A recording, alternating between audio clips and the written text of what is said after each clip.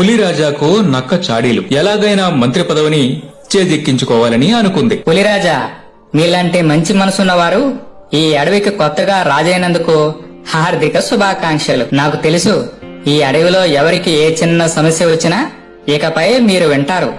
అక్కడ అందరికంటే ముందుగా మీరు ఉంటారు. నక్క తనను అలా పొగుడుతుంటే మొదట మొహమాటంలో పడ్డా తర్వాత పులికి చాలా ఆనందం అనిపించింది.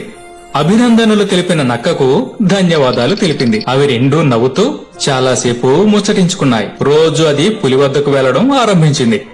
రోజుకొక జంతువు మీద పులికి ఫిర్యాదు చేస్తుండేది. ఒక రోజు పెద్ద పులి కంటే ఎత్తుగా ఉంటానని ఏనుగుకు గర్వమని చెప్పింది. తనకు దక్కవలసిన పదవి పులి కొట్టేసిందని సింహం కోపంతో రగిలిపోతుందంటూ రెచ్చగొట్టింది. ఇంకో రోజు తనలాగా చెట్ల మీద గెంతలేదని కోతి కూడా హేళన చేసిందని చెప్పింది. అడవిలోని ప్రతి జంతువు పులిని తేలిక చేసి మాట్లాడుతున్నట్టు చెబుతుండేది. తానొక్కడే తమ వద్ద భయభక్తులతో ఉంటానని పులికి నూరిపోస్తుండేది. రోజు ఒకే తీరుగా నక్క చెబుతున్న మాటలు పెద్ద పులి ఎన్నాళ్లు వినగలదు. కొన్నాళ్లకు ఆ మాటలు దానికి విసుగనిపించాయి.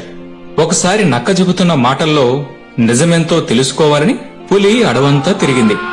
అడవిలోని జంతువులన్నీ తమ అభిమానాన్ని చాటుకున్నాయే గాని చులకనగా చూడలేదు. అలాగే సింహం కూడా పెద్ద మనసుతో అడవికి రాజైన పులిని చాలా అభినందించింది. పెద్ద పులి అడవిలో ఉన్నట్టుండి సంచారం చేయడం, అన్ని జంతువులు భయభక్తులు ప్రదర్శించడం గురించి తెలిసిన నక్క కంగారుగా గుహ దగ్గరకు పరుగును వచ్చి, మీరు అమాయకులు, నా మాట నమ్మండి. మీరు కనిపించేసరికి జంతువులు బాగా నటించి ఉంటాయి. మీరది తెలుసుకోలేకపోతున్నారు. ఏ పరిస్థితుల్లో నాలాంటి మంత్రి మీ పక్కన ఉంటేనే మంచిది. నక్క నంగనాచి మాటలతో పులిరాజాకి దాని ఎత్తుగడ అర్థమైంది. అరికాలి మంట నెత్తికెక్కింది. కోపంతో ఒక్క తన్ను తన్నింది.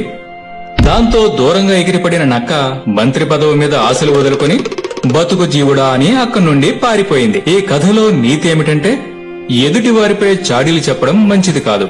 అందరితో కలిసిమెలిసి జీవించాలి.